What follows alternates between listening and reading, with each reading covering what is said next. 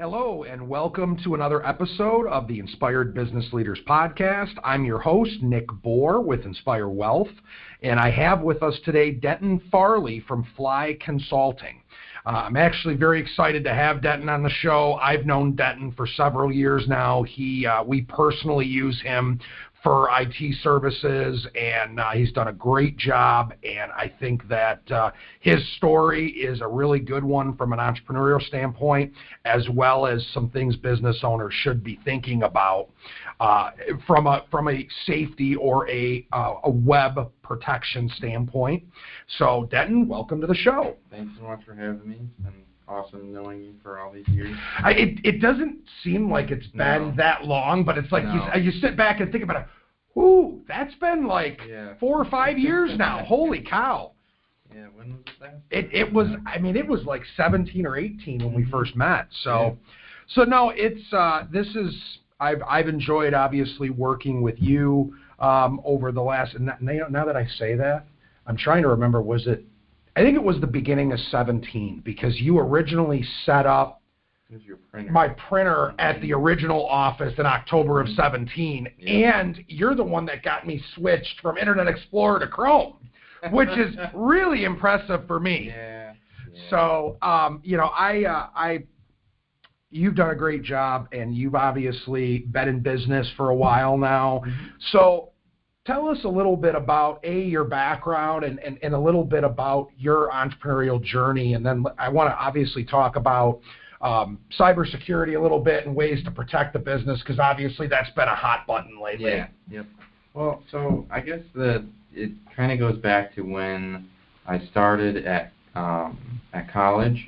I was already kind of doing IT support for a few people on the side and just kind of sitting around doing that. And then eventually in 2014, the two or three people I was working for, they switched me from being an employee to being a 1099 employee, or contractor.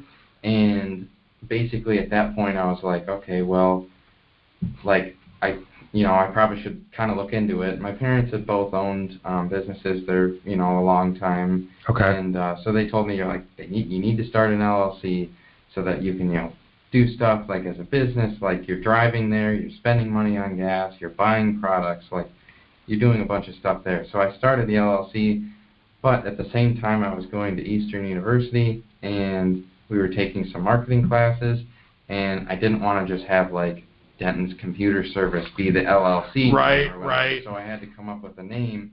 So the name is Fly Consulting, and where that kind of came from is every time I was going to businesses, I was always doing everything on the fly.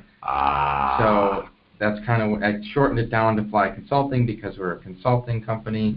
We're not like just an IT company. We help people with tons of different things all the time. Yeah. So, and it's always different. We're always experiencing new stuff. And, the reason why I chose the consulting part is when I was working with different businesses, I was like, okay, well, I'm fixing your QuickBooks server, I'm fixing your website, I'm fixing this, I'm fixing that.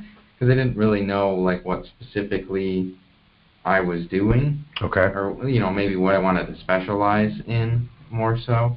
And then it's just kind of grown from there. Now I've had a few employees here and there, but now I have 4 employees. All of them are pretty much full-time now, and I'm really getting good at the whole delegating thing, passing stuff on that, I don't really need to be doing anymore because it doesn't help the business grow. And, I've worked a lot on, advertising. So we have hats, we have coats, we have polos, we have mouse pads, we have all of these things that help the business itself become a branded business. So.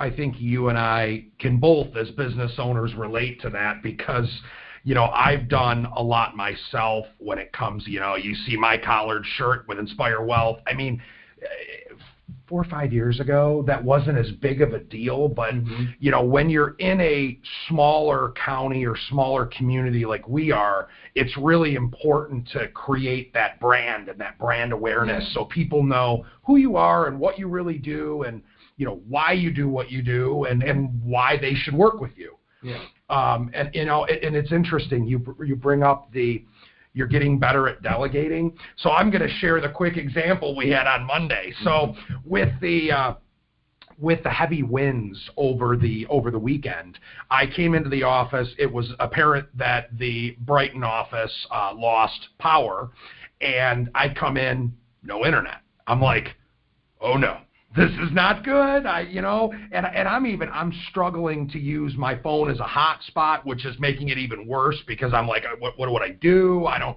So my natural is always, I'll text Denton, and that's what I did. And of course, Denton's like, let me call you back later. And I'm like, okay, I don't have internet. And then I'm like, wait a second, why am I texting Denton? I'm just going to call the number. And sure enough, Trevor answered, and Trevor's like, hey, yeah, no, just go ahead and try to unplug it and restart it. That's always step one, and that's what did it. Yep. So it's interesting because you get to a point in your business, and it's so great that we've both known each other as long as we have, because we're both seeing it for each other where we're like, we have to delegate now. Like, it's not like in the beginning, we were both literally doing everything for our businesses. And it was like, it gets, in the beginning, no big deal. But once you start growing, it gets to be like, why am I doing this? Yeah. Like this doesn't help the business. This is just like administrative, or this is something someone else can do. Yeah. So I think that's very important, just from a business owner standpoint. Like, hey, I think, that you get to that point and you really want to say, I still want to grow. I still want to accomplish other things as a business. What does that look like? Yeah, the biggest thing that I finally realized was, like, sure, I may be able to do everything and be able to do it, like, in my experience, the best way that I found out how to do it. Right. But then you hire somebody to do those things, and they do it in like a third the time that you're doing it because you have 30 other things that you're trying to do at the same time. So true. So you're just like, man, I love this delegating thing. It's interesting. My operations manager started probably like 8 months ago now, and I'm still getting comfortable with delegating certain things. And I think a big part of that for both of us is we both really believe and take pride in service for our customers and clients. And I think that's a forgotten thing in today's world. Oh, yeah. That it's just not, everyone thinks it's not as important anymore. But, I mean, I think we can both relate and say, no, like that's a big reason how we differentiate ourselves is because of service and being able to text. And, hey, if something kind of crazy happens, you don't, like with your side, you don't have internet or something goes down, you're that person that will text back right away. And I think that's important for business owners because I know you do most of your work in the business space. I mean, I'd say like 95+%, right? Yeah. So, and do you have a focus as far as type of business or size of business? We're starting to get a better focus on that. Before we would kind of just work with whoever needed our service. We're starting to kind of shift into the not necessarily like big business, but like businesses that kind of, they have, they're bigger. They have 10, 20, 30, 40 employees, but they don't really have enough work for a full-time IT guy. Okay. And even then, we have worked a few times with IT guys that are like the IT guy for the business. Okay. But they needed someone else who has more time or more experience in implementing some whole radical like change to the business. Maybe they're shifting to the cloud and like Microsoft 365 or something, or Google Workspace. Okay. But the IT guy is still there trying to fix all the printers all the time, or get new laptops set up for people, or handle people's simple help desk tickets, stuff like that. Okay. Doesn't really have the time or the experience in migrating everything and not losing anything. So almost hiring you guys in that bigger company space as like a project consultant, or as like you said, like major things that are changing, almost like you guys come on as, I'm going to help the IT professional that they rely on. Okay. Yeah. No, and I think that makes sense. And I also think there's as I think we can all say, there's a lot of business owners out there that are probably in that middle spot where they don't have enough work for a full IT person, but as you said, they've got 15, 20 users where they need help overseeing those computers from a software, from a cyberware protection side of things. Yeah. Let's kind of start with the first question. I think is so important on everyone's mind. What have you been seeing recently as far as attacks from a cybersecurity standpoint for businesses? Because I know that's been a big hot button. Well, I mean, it happens all the time, but most of the time the stuff that we have to deal with our customers in like the mid-market kind of stuff like that has been email attacks. Okay. Where it's not really an attack like upfront, like they're shutting down your email. It's more of the spam emails that people are getting all of the time. And the unfortunate thing is they are getting a lot better. They're getting a lot harder to tell like immediately. Before, maybe 3 years ago or so, you get an email from Amazon and it would be spelled wrong, or the logo would be smushed, or it would be there's no punctuation in the whole thing because it's obviously from a different country where they don't have English as their native language, so they don't understand your all those things, or there. They don't understand the correct version of those. Right. Whereas now they're actually getting the correct logo. It's saying it's from Amazon. They're like, click this link because we noticed some suspicious activity. And it's like, in a normal email from Amazon, there might be a link to click to log in, but not to view your suspicious activity. So, I don't know. It's scary to me how good everything is getting as far as the believability of it. There's still a few things you can do as far as, telling whether it's like a spam email or not. Okay. But it's taking people a lot longer to be like, there's something about this email that I don't think is right, but it looks so correct that it's believable. So it's almost like, I mean, I don't know how else to say it other than this, but it's almost like business owners or someone that is kind of overseeing a lot of the computer office type work, they almost need to be on elevated high alert, like, and just if it's an email from an Amazon or from, a Facebook or someone like that, it's almost like they need to look at it 2 or 3 times before they really look at opening it, which is a little scary in today's world because we're all busy. We all just go. And I've noticed a lot. It's mostly the business owner. Okay. That gets most of these emails. Okay. And it's because they can get that information from, just public record of like, okay, this person works here and they own the business, so I'm just going to take a guess that their email is nick@whatever. Okay. Or something along those lines. Interesting. And usually there's something where in starting the business or, as it's growing, you just use your email just by default. Yeah. So instead of using like a contact@Inspire Wealth or info and stuff, that you set that up as your name, then that somehow gets leaked somewhere. So then your email's on a list of spam, like, okay, we know this is a legit email, send them spam, kind of stuff like that. Gotcha. It's interesting that's obviously that's a big concern for people. What in your mind? I mean, you obviously deal with stuff like this all the time. What do you think business owners should be doing, or what can they do to really protect their business the best? Yeah. So along the same line of the business owner gets the most spam, what I've seen a lot is that the business owner's email is the administrator for everything. So it's like, for example, me, it's Denton at Fly Consulting or whatever, is the administrator for everything. And I've used that same password on my Facebook account or my Instagram account, whatever may be the case. And what I usually recommend for every business owner is that you have a different email address that you never use, and most of the time you can even set them up where they don't even actually have an email address. It's just an email account that you can sign in with. Okay. It's an admin that you never use unless you need to log in and do stuff. But your account is just another user account. That if somebody gets into it, they get into it, they see your email.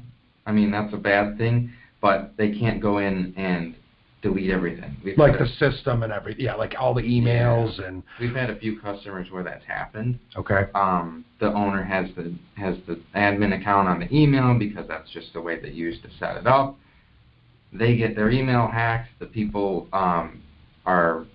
the hackers are more knowledgeable now, so they got into their admin portal, unassigned a bunch of user licenses, deleted a bunch of stuff, and it's like there's nothing we really could have done at that point because that's the way they wanted it set up.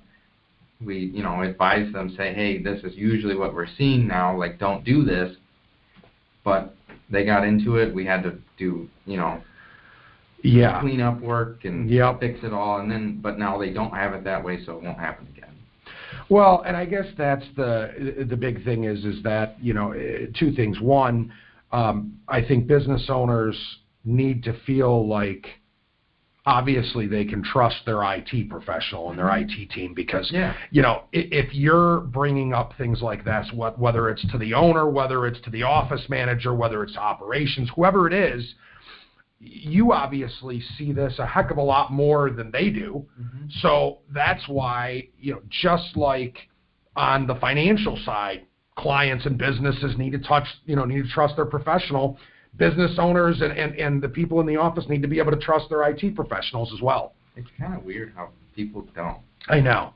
Sometimes. I mean, it's, every industry has their, the bad plumber or the sketchy electrician. Absolutely. Guy, right? Like that just happens everywhere. Yes. But like in IT, for some reason, that you're responsible for so much, and like you have all of this responsibility, but then we've come in situations where the IT, the business owner wasn't feeling like the IT person or company, whatever it may be, was doing the best work. They were kind of just waiting for them to call them about stuff. That's like that's why we try and do the consulting part of it too. We try and schedule, and this isn't anything new, we try and schedule meetings with our customers at like once a quarter, be like, hey, maybe nothing's happened, maybe everything, you're all set, you already have all new computers, you have a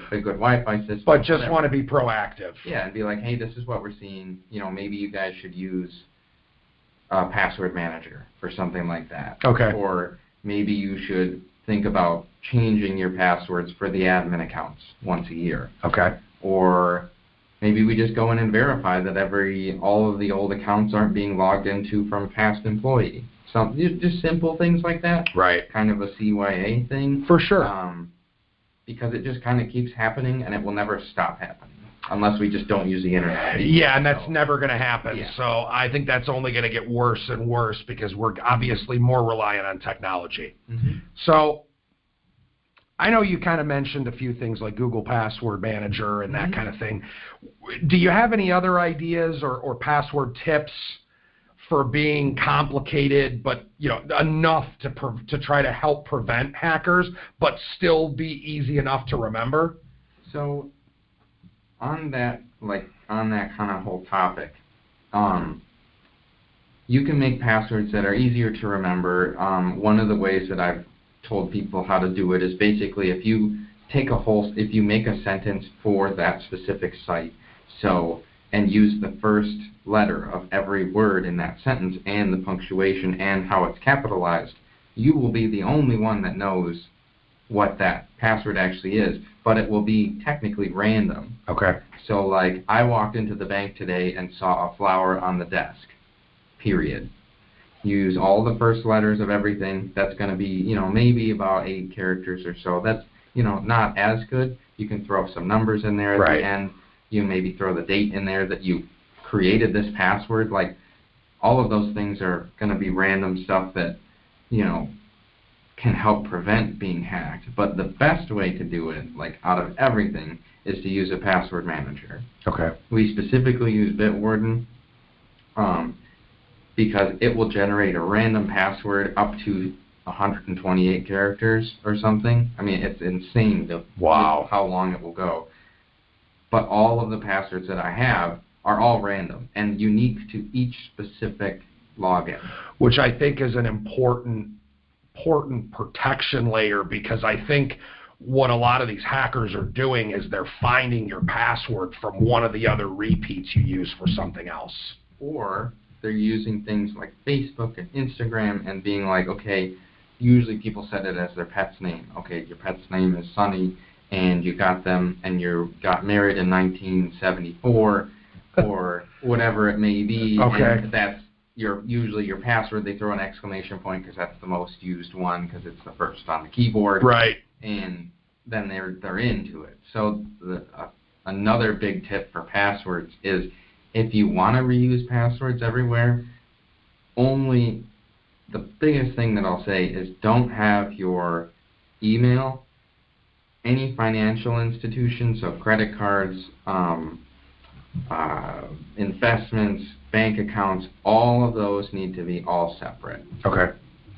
And if you can, turn on two-factor authentication. So like getting a text code, or having an app that has a rolling 6-digit number, stuff like that. A lot of banks now, they still only support texting, but there's a few banks that have started to see that they're actually implementing that little like key that has a 6-digit rolling number on it, or they have a thing where if you log in from somewhere and it doesn't recognize it, it'll pop up on your phone and you just hit yes or no. Okay. Which is another form of two-factor. That's the whole point of two-factor, is you have a second form of authenticating yourself. Because if you just have the username and password, you can log in from anywhere. Correct. It doesn't care. Correct.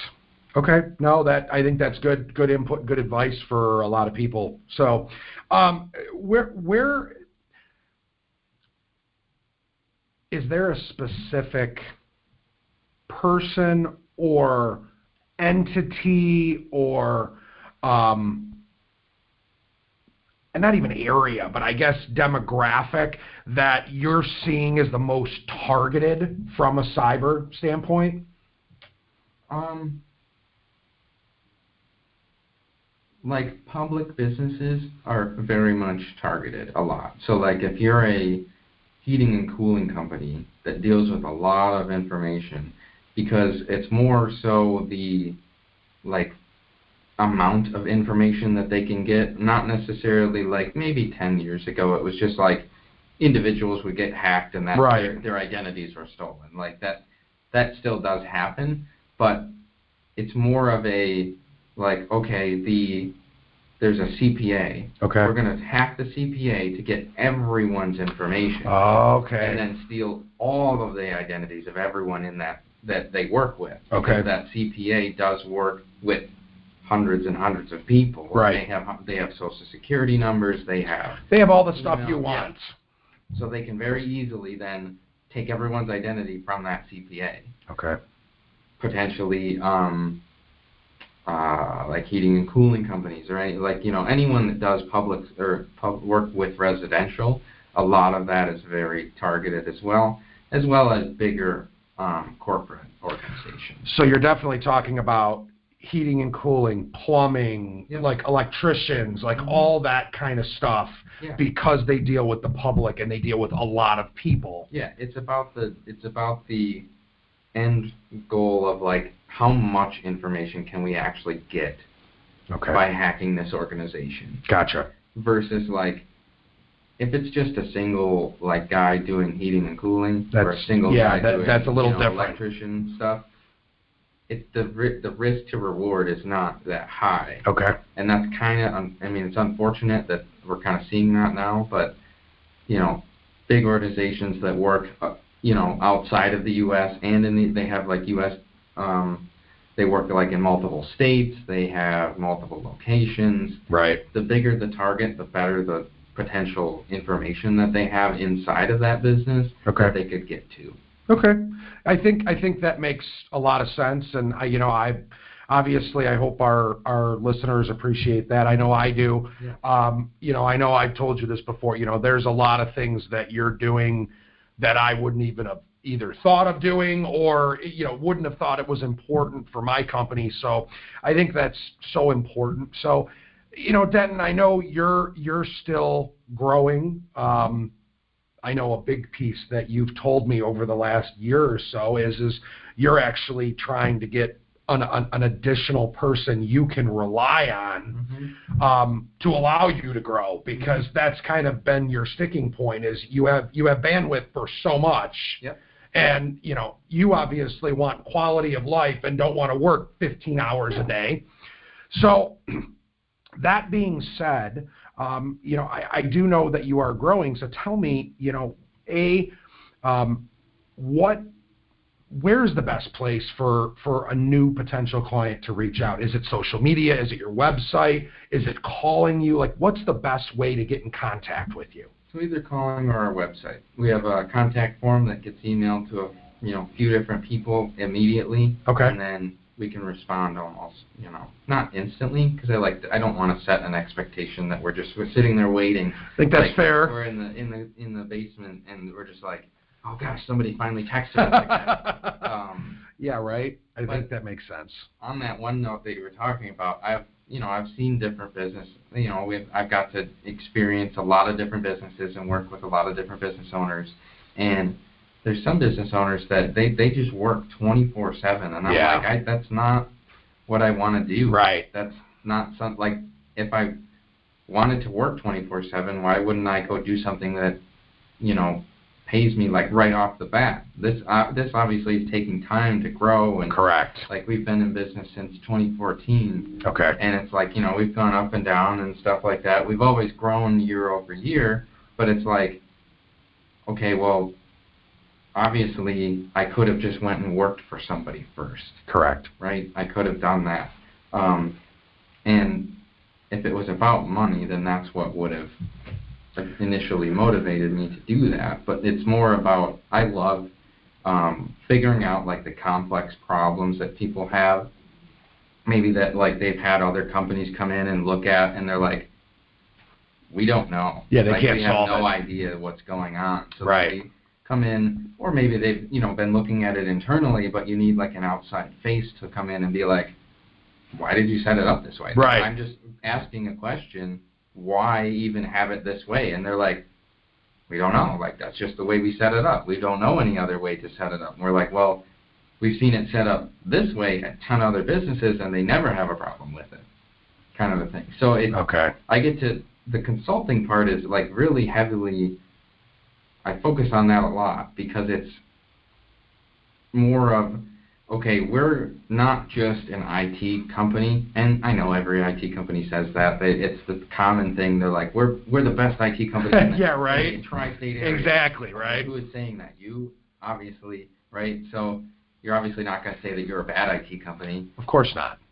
But I like to believe at least that we offer more, because we're using our experience in every industry that we've worked in, and we've worked in pretty much every industry, and being like, okay, we've seen this business do this. It's the same business that you have.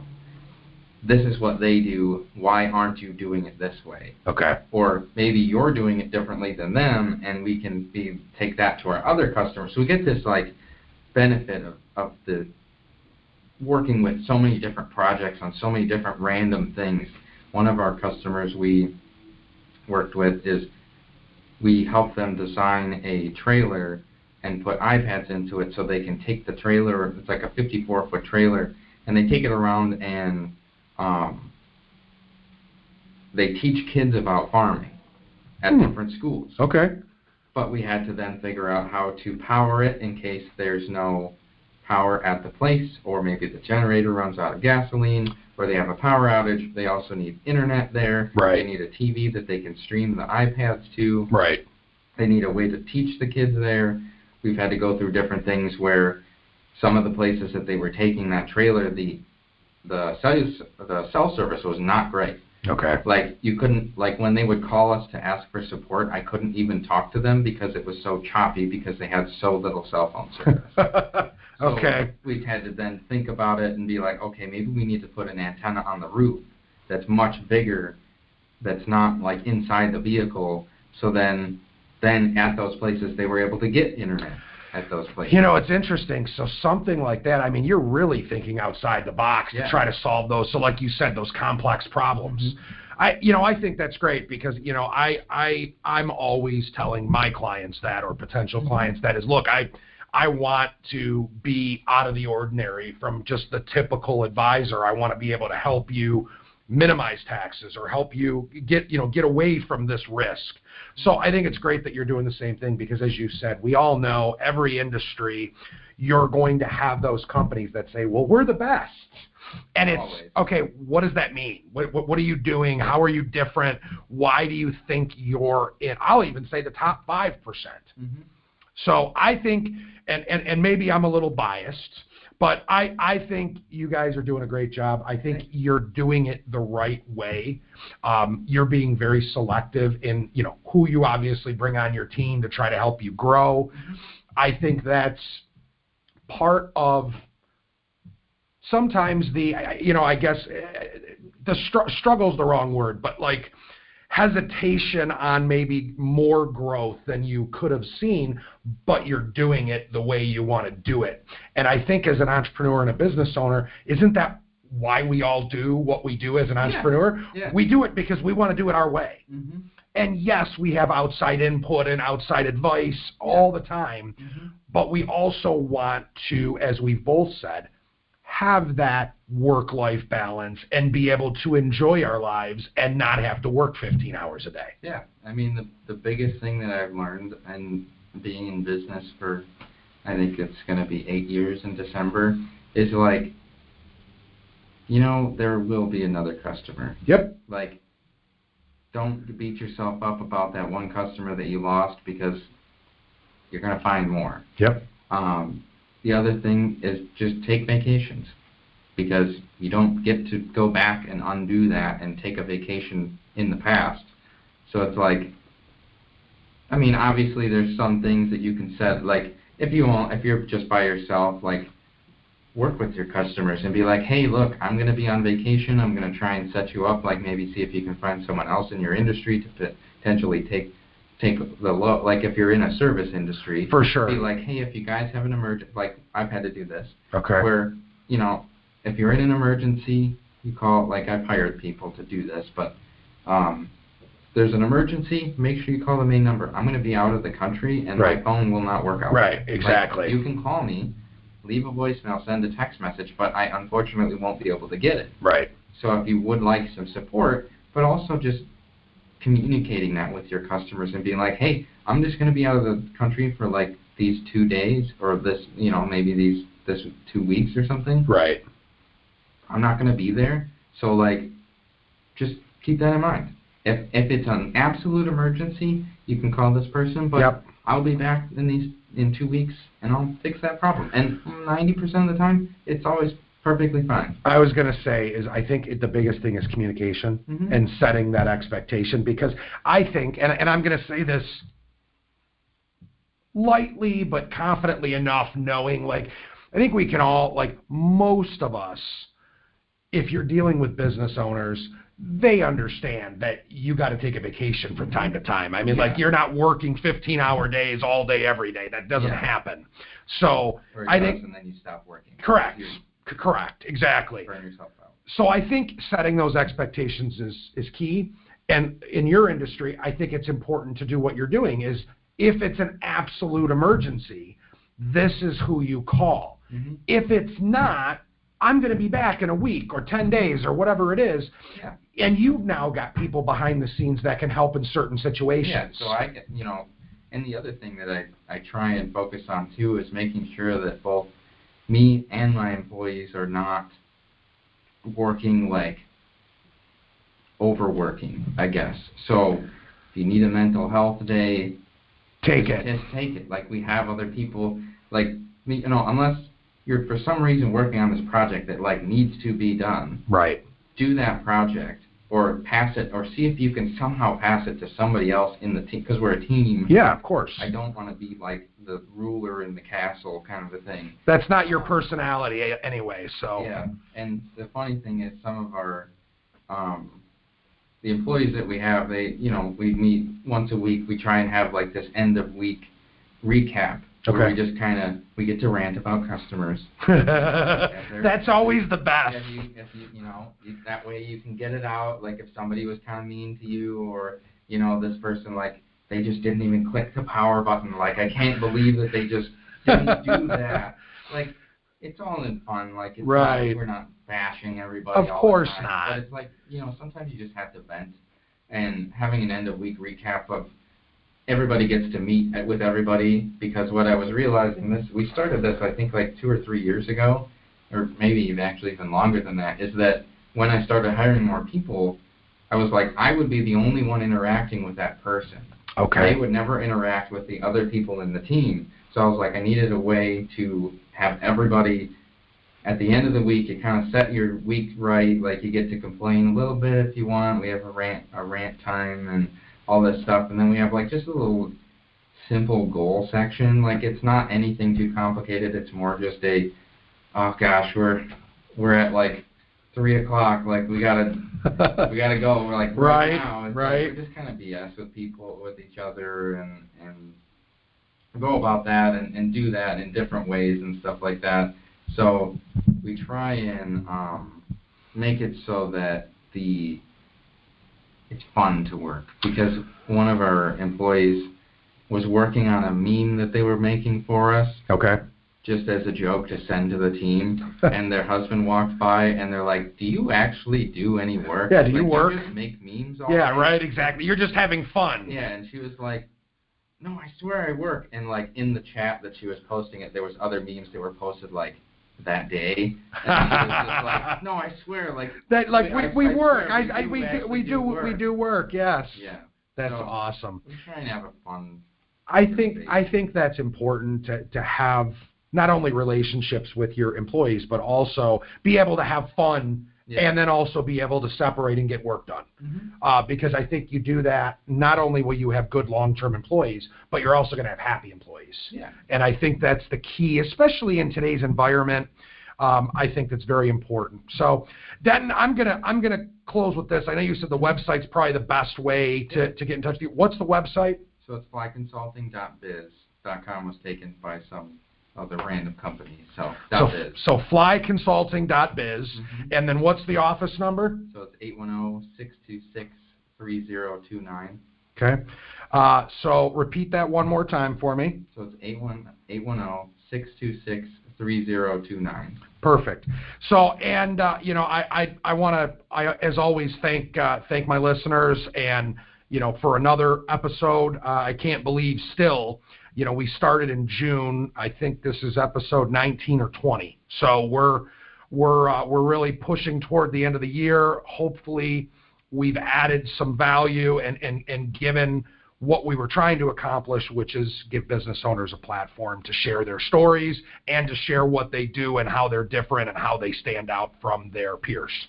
So, Denton, I want to say thanks. I know we've known each other a long time, so I appreciate you coming on the program. And, I hopefully you enjoyed it and found some value. So I want to thank everyone again. This is another episode of the Inspired Business Leaders Podcast. I'm your host, Nick Bohr with Inspire Wealth. And again, Denton Farley from Fly Consulting. Thanks so much, and we will see you next time. Have a good day.